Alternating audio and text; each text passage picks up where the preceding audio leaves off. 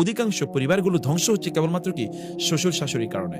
এবং এই শ্বশুর শাশুড়ি উভয় পক্ষের শ্বশুর শাশুড়ি, উভয় পক্ষের শ্বশুর শাশুড়ি, মেয়েদের পক্ষের শ্বশুর শাশুড়ি মানে মেয়েদের অর্থাৎ মেয়ের বাবা এবং মা, আবার ছেলের বাবা এবং মা, কারণ তারা ইন্টারফেয়ার করে।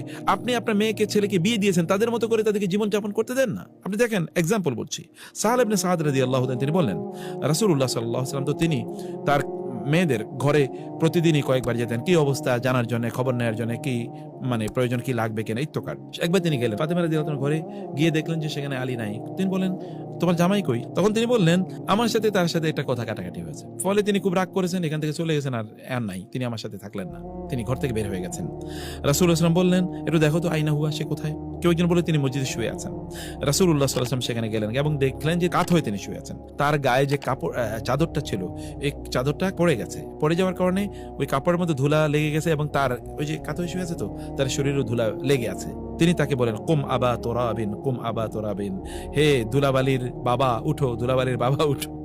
মানে দেখেন জামাইকে, মানে আমরা হলে গিয়ে বলতাম এই তুমি আমার মেয়ের সাথে, তুমি আমাকে চেনো, আমি নবী, আমার মেয়ে জান্নাতের শ্রেষ্ঠতম নারী, তুমি তার সাথে এমন আচরণ করছো, উঠো, এখানে কি করছো, যাও, তুমি অন্যায় করেছো।